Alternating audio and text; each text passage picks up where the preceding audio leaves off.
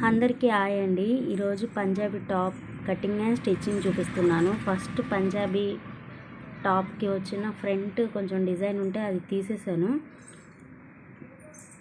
అది తీసేసాక front back attach చేసి ఉంది. సారీ, వీడియో కొంచెం ఏమన్నా ఇబ్బందిగా ఉంటే చెప్పండి కామెంట్స్లో. ఫ్రంట్ బ్యాక్ అటాచ్ చేసి ఉంటే దాన్ని నేను డివైడ్ చేసేసుకుంటున్నాను. ఇలా మీరు కొత్త వాళ్ళు ట్రై చేయొద్దు, ఎందుకంటే కొన్నిటికి లూజ్ కుట్టు వస్తాయి, కొన్నిటికి గట్టి కుట్టు వస్తుంది. గట్టిగా లాగితే క్లాత్ చినిగిపోవడం జరుగుద్ది, అప్పుడు మనకే మొత్తానికి మోసం జరుగుద్ది. ఇలా ఇది ఫ్రంట్దండి. ఇప్పుడు నేను ఫోల్డ్ చేసేది అది బ్యాక్ది. బ్యాక్ ఎందుకు పెద్దగా వచ్చిందంటే దాంట్లోనే హ్యాండ్స్ కూడా తీయాలి మనము. ఫస్ట్ లైనింగ్ మనకి ఖచ్చితంగా అండి పంజాబీ టాప్కి 3/4 హ్యాండ్స్ అయితే 2.5 తీసుకోండి. మామూలుగా ఎల్బో హ్యాండ్స్ అలా అనుకుంటే 2 మీటర్స్ సరిపోద్ది. నేను 2 మీటర్స్ తీసుకున్నాను. అమ్మాయి మా టీచర్ వాళ్ళ అమ్మాయికి కాబట్టి 2 మీటర్స్ తీసుకున్నాను. నేను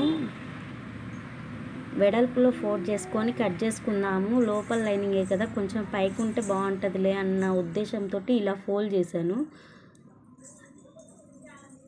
ఫోల్డింగ్స్ మన సైడ్ ఉండాలి, ఓపెన్స్ ఆపోజిట్ సైడ్లో ఉండాలి.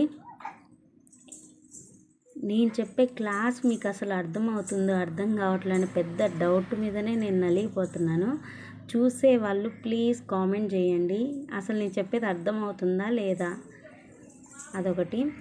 ఇప్పుడు ఇది ఆది రెడీమేడ్ డ్రెస్ అండి, అమ్మాయికి అస్సలు లేవంట టాప్స్ పంజాబీ. ఇది రెడీమేడ్ది. రెడీమేడ్ టాప్ తోటి స్టిచ్ చేద్దామనేసి ఇచ్చి వెళ్ళారు వాళ్ళు. స్టిచ్ చేస్తున్నాను. లైనింగ్ ఫ్యాబ్రిక్ మీద టాప్ పెట్టి చూశాను.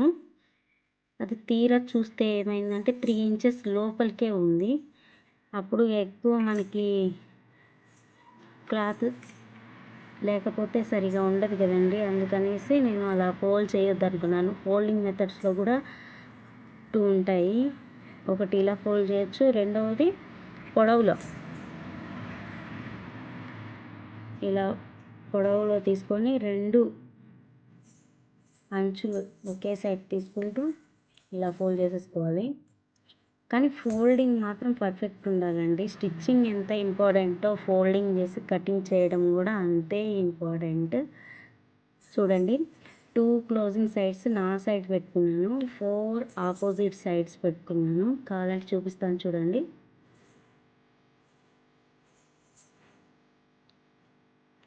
చూసారు కదా, అలా అనుకొని నీట్గా అసలు ఎక్కడ కూడా లోపల కానీ బయట కానీ ఎక్కడ కూడా ముడత అనే మాటే ఉండకూడదు. ముడత ఉంటే ఏమవుద్దంటే మనం కట్ చేసినప్పుడు మనకు కరెక్టే అనిపిస్తుంది, కాబట్టి స్టిచ్చింగ్లో ఏందో ఎక్స్ట్రా వచ్చింది ఏంటి అని మనం అసలు కొత్తగా స్టిచ్ చేసే వాళ్ళైతే ఈ డౌట్లతోటే సగం భయపడి నేర్చుకోవడం కూడా మానేస్తారనమాట. నన్ను మాత్రం అడగమాకండి నువ్వెక్కడ నేర్చుకున్నావు అనేసి. నేనేదో ఇంట్రెస్ట్ లేనిగా మా సిస్టర్ కుడుతుండే, ఇష్టం లేకుండా అట్లా చూసి చూసి నా బొమ్మలకి బార్బీ బొమ్మలకు కుట్టుకొని 6th క్లాస్ నుండి నాకు అలవాటు అయిపోయింది మిషన్ కుట్టడం. ఇప్పుడు ఇంట్లోనే కదా అనేసి ఇంకా టైలరింగ్ చేస్తున్నాను. చూడండి, మనము కొలతకి ఇచ్చిన పంజాబీ టాప్ కూడా నీట్గా మడత వేసుకోవాలి. ఒకటండి కటింగ్ చేసే విధానాల్లో 2 ఉంటాయి. ఒకటి కొలతలు పెట్టి కట్ చేయడాలు ఉంటాయి, ఇంకొకటి వచ్చేసి మామూలుగా మనకి ఆల్ట్రేషన్కి ఇస్తారు కదండి, ఆల్ట్రేషన్ కొలతల డ్రెస్సు. ఆ కొలతల డ్రెస్సు తోటి మనం మెజర్మెంట్ ఫోల్డింగ్ చేసుకొని మెజర్మెంట్స్ కూడా మార్క్ చేసుకొని అలా కూడా చేయొచ్చు. ఇప్పుడు నేను 2వ పద్ధతి యూజ్ చేస్తున్నాను అనమాట. కొలతల కన్నా 2వ పద్ధతి మనకి తొందరగా వచ్చిందని నా అభిప్రాయం. ఎందుకంటే కొలతలు కొంచెం కన్ఫ్యూజింగ్గా అవుతారు, అందుకనేసి అలా నేను మీకు ఒకసారి టేపులలో కూడా చూపిద్దాం అనుకుంటున్నాను.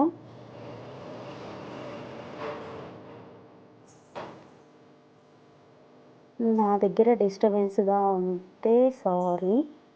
నాకు 2 పిల్లలు ఇంట్లోనే ఉంటారు. ఇది సంఖ భాగం అన్నమాట. ఇది నడుము, ఇది హిప్. అలా లేకపోతే పొడవు నెక్ సేమ్ నెక్ పెడదాం అనేసి ముందు ఆలోచించాను. తర్వాత రెడీమేడ్ మనం వేసుకున్నట్లు కుట్టినవి వేసుకుంటే సెట్ అవ్వని అనిపించింది. అందుకనేసే నేను మామూలుగా రౌండ్ నెక్ పెడదాం అనేసి డిసైడ్ అయిపోయాను అనమాట.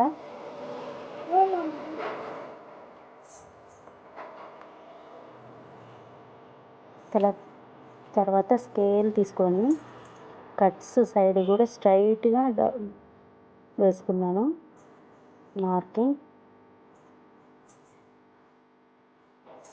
సారీ అండి, లెంతీ వీడియో అవుతే సారీ. నేను స్పీడ్గా పెట్టవచ్చు వీడియో, బట్ స్పీడ్గా పెడితే అర్థం కాదు సగము. అందుకనేసి నేను చూడండి, నేను మళ్ళీ మార్కింగ్ వేసేసుకుంటున్నాను. పెట్టిన పాయింట్స్ అన్నిటికీ అటాచ్ చేసుకుంటా. మీకు కనిపిస్తుందనే హోప్ తోటి స్కెచ్ తీసుకున్నాను, బట్ ఇది మాత్రం కనిపించట్లేదని అర్థమైపోతుంది నాకు. చూడండి, మోల్ డ్రా చేసుకుంటున్నాను. ఫ్రంట్ పార్ట్ ఒక 1/2 ఇంచ్ లోపలికి, బ్యాక్ పార్ట్ 1/2 ఇంచ్ బయటకు పెట్టుకోవాలి. సేమ్ అండి, బ్లౌజులకి ఎలా అయితే 1/2 ఇంచ్ లోపల పెట్టుకుంటామో 1/2 ఇంచ్ బయటికి పెట్టుకుంటాము. బ్యాక్ సైడ్ కూడా నేను ఫ్రంట్ డ్రా చేశాను, బ్యాక్ డ్రా చేశాను. కాకపోతే కన్ఫ్యూజ్ అవ్వద్దు, కట్ చేసుకునేటప్పుడు ఎప్పుడైనా సరే బ్యాక్ పార్ట్ లాగానే కట్ చేసుకొని దాంట్లో నుండి డివైడ్ చేసుకొని అప్పుడు మనం ఫ్రంట్ పార్ట్ నెక్ కానీ ఫ్రంట్ పార్ట్ హామోల్ కానీ కట్ చేసుకోవాలి. సారీ, మీకు అర్థం అవుతుందని అనుకుంటున్నా.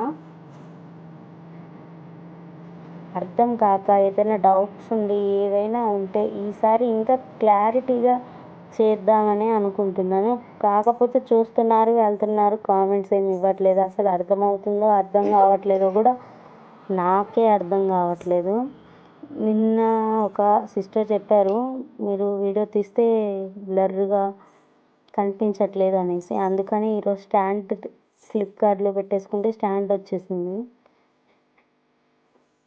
సారీ ఫ్లిప్కార్ట్ కాదు, మీషోలో 121 130 రూపీస్కి స్టాండ్ తీసేసుకున్నాను. ఇది ఫ్రంట్ కటింగ్ చేసేసుకోవాలి. ఇంకా నీట్గా అండి కటింగ్. మనము 100% అనుకోండి స్టిచ్చింగ్. ఇది టాప్ స్టిచ్చింగ్ 100% అయితే దాంట్లో 50% కటింగ్ ఉంటుంది, 50% స్టిచ్చింగ్ ఆల్సో.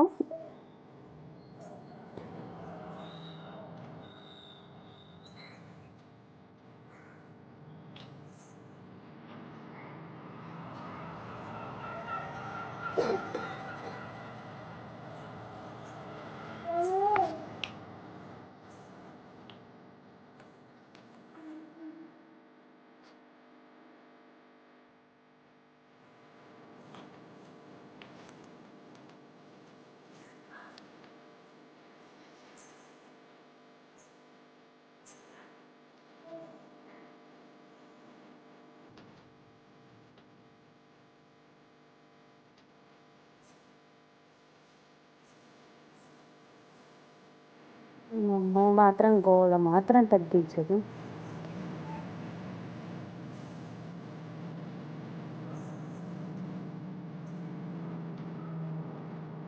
కొత్త కదండి నాకు వీడియోలు చేయడం, వాయిస్ ఇవ్వడం, ఇదంతా ఎడిటింగ్ చేయడం పెద్ద తలకాయ నొప్పి అయినట్టు అనిపిస్తుంది.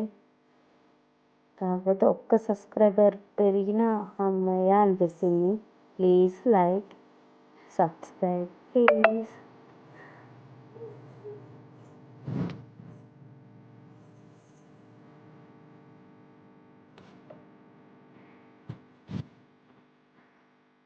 ఇది ఫ్రంట్ నెక్ కట్ చేశాను.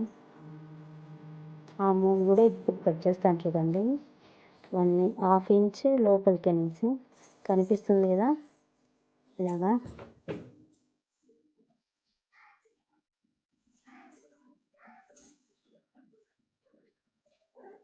ఫ్రంట్ది ఇది.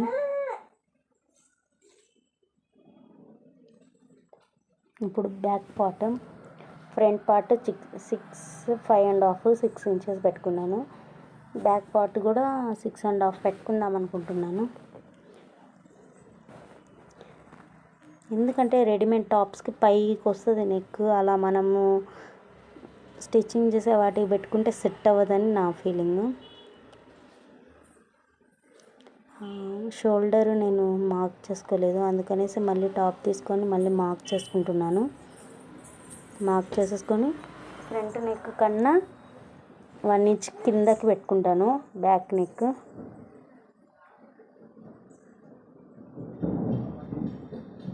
మాకైతే వర్షం దంచుతుండండి, ఉరుములు, సగం అయితే భయమే వస్తుంది. నేను వీడియో ఒకసారి తీస్తున్నాను, వాయిస్ ఒకసారి ఇస్తున్నాను, అందుకని ఆ వీడియోలో వెంటనే ఉంది.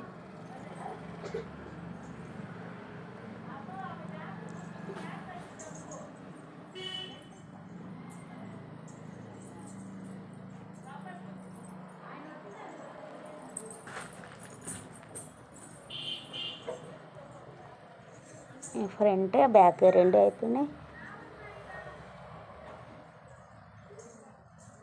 ఇంకా నాకు హ్యాండ్స్కి కొంచెం జాయింట్లు పడుతుంది, ఎందుకంటే నేను ఎలా తీసుకున్న జాయింట్లు పడేదే. అందుకనేసి ఫస్ట్ ఒక 3 ఇంచెస్ నేను కట్ చేసుకోవట్లేదు, పైన వైపు 3 ఇంచెస్ పెట్టేసుకుంటున్నా. తర్వాత లోపల పోయేది కదండి, అతుకుపడ్డ ఏం కానరాదు.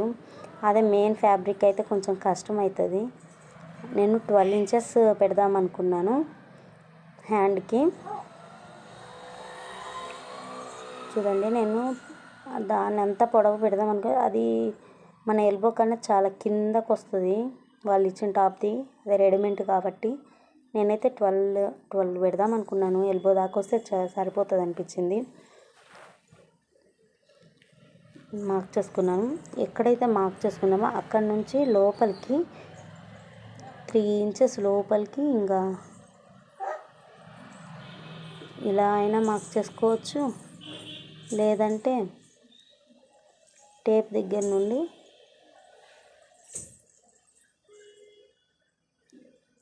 3 ఇంచెస్ పెట్టుకోవాలి. కొంచెం లావు ఉన్న వాళ్ళు 4, మిడిల్ నా అలాగా ఉన్న వాళ్ళు 3.5 అలా పెట్టుకుంటే సంఖ భాగంలో ముడతలు అలా రాకుండా ఉంటాయి. సేమ్ బ్లౌజ్లకు కూడా అంతే. 32 అలాంటి వాళ్ళకి 336, వాళ్ళకి కూడా 338 నుండి పెరిగే బ్లౌజ్లకి మాత్రము 3.5 4 అలా పెట్టుకోవాలి హ్యాండ్కి కింద.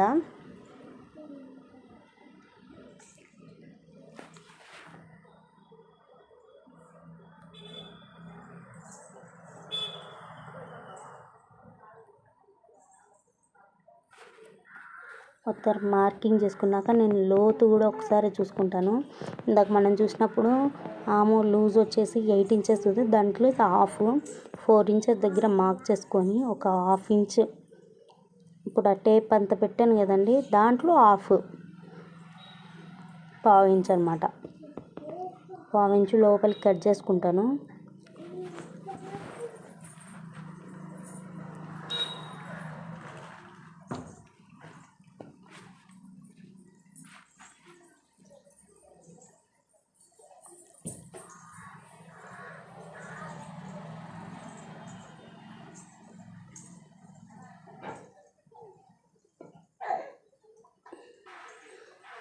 రెండు బ్యాక్ లాగానే కట్ చేసేసుకొని మళ్ళీ అవి 2 ఓపెన్ చేసుకొని, ఆ ఓపెన్ అయిన సైడ్ ఉంటాయి కదండి, అక్కడ ఒక మార్క్ ఇచ్చేసేసుకొని సెంటర్లో, అప్పుడు సంక లోతు తీయాలన్నమాట.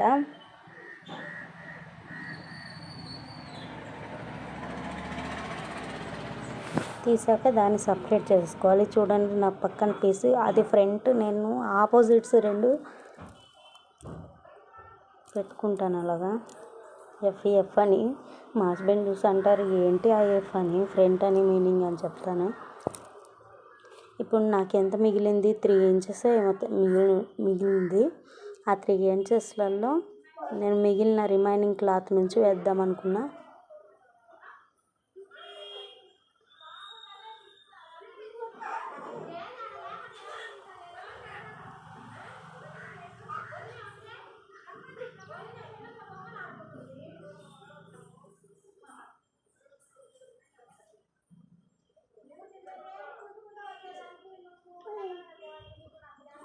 అవి అటాచ్ చేయడానికి అవతల సైడ్ చూస్తే కరెక్ట్గా ఉంది కటింగ్, అండ్ అక్కడ మధ్యలో వరకు కట్ చేసుకొని అవి అటాచ్ చేసుకుంటే సరిపోతుందని అనుకున్నాను.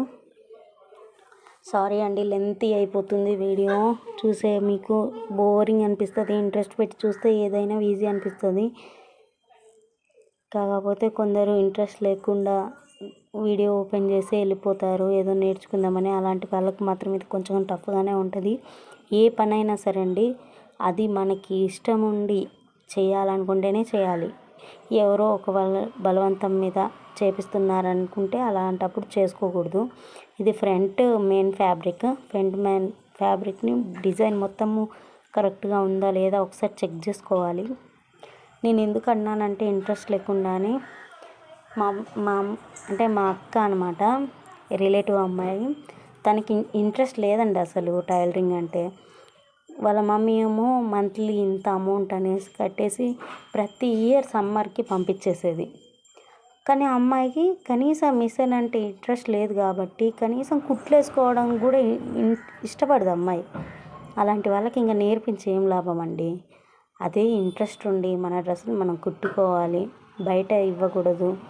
కొందరు ఉంటారు నా అలాగా సెల్ఫిష్నెస్ వాళ్ళు, బయట వాళ్ళకి ఇస్తే అవే డబ్బులు మనకు మిగులుతాయి కదా, ఎందుకు ఇలా ఖర్చు పెట్టుకోవడము అని ఆలోచిస్తాము అన్నమాట. ఆ కిందది రిమైనింగ్ అలానే వదిలేద్దాం అనుకుంటున్నాను, ఎందుకంటే లెంత్ కొంచెం తగ్గింది. అది మెయిన్ ఫ్యాబ్రికే తగ్గే వచ్చిందనమాట. ఇంకా దాని చుట్టూ ఒక హాఫ్ ఇంచ్ గ్యాప్తో మొత్తం కట్ చేసేసుకోవాలి.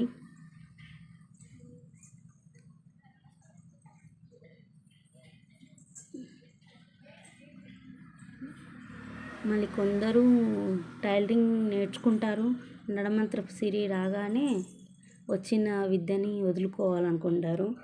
అలా ఎప్పుడు చేసుకోకూడదు.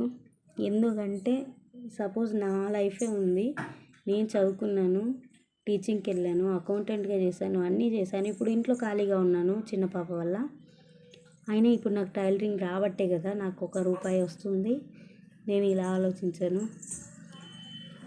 ఆడవాళ్ళకి ఏదో ఒకటి ఉండాలండి, మల్టీ టాస్కింగ్ చేయాలి, ఖచ్చితంగా చేయాలి. లేకపోతే ఎలాగా మన లైఫ్ మనం ఫేస్ చేయలేము. వాళ్ళు ఏదో అంటున్నారు, వీళ్ళు ఏదో అంటున్నారు అంటారండి. ఎందుకు అంటున్నారు? మనం ఎదుగుతున్నాం, ఎదుగేది వాళ్ళకి చూడలేక ఓర్చుకోలేక వాళ్ళు అంటున్నారు. వాళ్ళు అనే మాటకి మనం స్టాప్ అయిపోతామని. అలా అంటున్నారంటే ఇంకా ప్రౌడ్గా ఫీల్ అవ్వు, నా ఉద్దేశం ప్రకారం అయితే. అలా అనే వాళ్ళకి సమాధానం చెప్పే రోజు ముందు ఉంటుంది కాబట్టి ప్రౌడ్గా ఫీల్ అవ్వాల్సిందే. అవునా కాదా? ఇది ఫ్రంట్ పార్ట్ కట్ చేసేసాను, ఇది బ్యాక్ పార్ట్ అనమాట. ఏమీ లేదండి, మెయిన్ ఫ్యాబ్రిక్ మీద పెట్టేసుకొని మనం కట్ చేసుకున్నది అందాజు ఒక హాఫ్ ఇంచ్ బయటకి పెట్టేసుకొని ఇంకా చుట్టూ కట్ చేసుకోవడమే. మళ్ళీ మనం స్టిచ్చింగ్ చేసేటప్పుడు కరెక్ట్గా స్టిచ్ చేసుకోవాలి మన లైనింగ్ ఫ్యాబ్రిక్ మీద నుండి కార్నర్స్కి. ఇంకా ఎక్స్ట్రా క్లాత్ ఇప్పుడు మనం హాఫ్ ఇంచు పెట్టేసి కట్ చేస్తున్నాం కదా, అది అప్పుడు మొత్తం రిమూవ్ చేయాలి. అప్పుడే మనకి నీట్ ఫినిషింగ్ వస్తుంది. ఇది ఎందుకు ఎక్స్ట్రా అంటే ఇప్పుడు అటు ఇటు కొంచెం జరుగుద్ది, అప్పుడు మనకు క్లాత్ లేకపోతే ఎలా అండి, పిగిలినట్టు అలా అవుతుంది కదా. అందుకే క్లాత్ సంపూర్ణంగా సరిపోవాలి, ఎక్కువైంది మనం కట్ చేసేయాలి. ఈరోజు నాకు ఈ వీడియో ఎడిటింగ్ తోటే సరిపోయిందండి, కటింగ్ చేసి స్టిచ్ చేసేసరికి.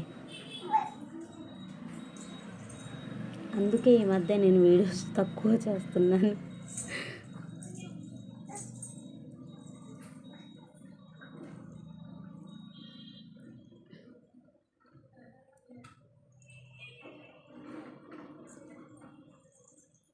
మా పాప ఊరికి వచ్చి కెమెరాను కదిలిస్తూ ఉంది. తనకి చెప్పుకోలేక ఇది కట్ చేయలేక నా తలపానం తోకొస్తుంది. ఏదైనా పిల్లలు స్కూల్కి వెళ్తేనే సగం ఇంట్లో గృహంలో తగ్గిపోద్దని అనిపిస్తుంది. హ్యాండ్స్కి ఇప్పుడు చూడండి, హ్యాండ్స్కి ఇది మెయిన్ ఫ్యాబ్రిక్ కదా, మెయిన్ ఫ్యాబ్రిక్లో అతుకు పడదు.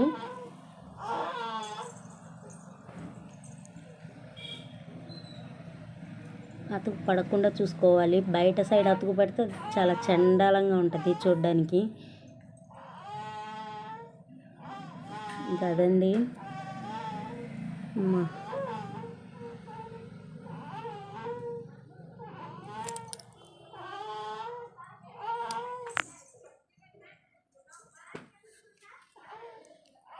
హ్యాండ్స్ కూడా కట్ చేశాక స్టిచ్చింగ్ మొత్తం పెట్టలేదు, జస్ట్ కట్స్ స్టిచ్ చేయడం మాత్రం పెట్టాను. నాకే అనిపిస్తుంది ఎందో లెంత్ అయింది, వాళ్ళు చూస్తారా వీడియో అది ఇది అనేసి వ్యూవర్స్, అందుకనేసి కొంచెమే పెట్టాను.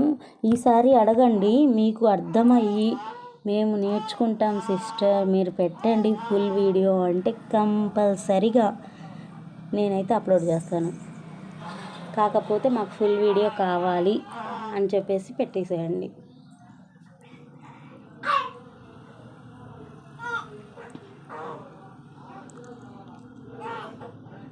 నా వీడియోని చూసి అసలు స్టార్టింగ్డే నాకు 2 మెంబర్స్ అండి సబ్స్క్రైబర్స్. అది ఒకటి మా అమ్మ, ఒకటి మా ఆయన. తర్వాత అనిపించింది ఆయన మనకు వస్తారా సబ్స్క్రైబర్స్, మన దగ్గర మ్యాటర్ వాళ్ళకి అర్థం అవుద్దాం, నేను ఎక్స్ప్లెయిన్ చేయగలుగుతానా అనేసి. ఎందుకో నేను స్కూల్ టీచింగ్కి వెళ్ళినప్పుడు కూడా స్టార్టింగ్డే అలానే అనుకున్నాను, నేను పిల్లలకి సరిగా చెప్పగలుగుతానా, నేనేమన్నా ఓవర్ కాన్ఫిడెన్స్గా ఉన్నానా అనిపించింది. బట్ అక్కడికి వెళ్ళి డెమో ఇవ్వగానే వాళ్ళకి నచ్చేసింది. అలానే ఇప్పుడు నేనేదో 2-3 వీడియోలు చేయంగానే వ్యూవర్స్కి కూడా నచ్చేసి సబ్స్క్రైబర్స్ వచ్చేసి 52 అయ్యారండి. 50 మెంబర్స్, 2 మెంబర్స్ ఓల్డ్, 50 మెంబర్స్ అయ్యారంటే నాకైతే ఎంత ప్రౌడ్గా ఉందంటే, ఎప్పుడెప్పుడు ఒక్కొక్క సబ్స్క్రైబర్ పెరుగుతారని నేను వెయిట్ చేస్తున్నా. అసలు సబ్స్క్రైబర్స్ పెరిగి వాచ్ అవర్ వచ్చి మోనిటైజేషన్ అయితే నాకు చాలు, అంతకు మించి ఏం లేదు. నా వీడియోలో ఏమన్నా తప్పులు ఉన్నా ఏమున్నా చెప్పేయండి. మా చిన్న పాప మాత్రం డిస్టర్బ్ చేస్తుంది, ఇంకా దాని సంగతి చూసుకుంటాను నేను. Please share and subscribe please. మీతో పాటు ఒక 10 మందికి నా వీడియోని చూపించండి, అది మీకు నచ్చితేనే. థ్యాంక్ యూ అండి, బాయ్.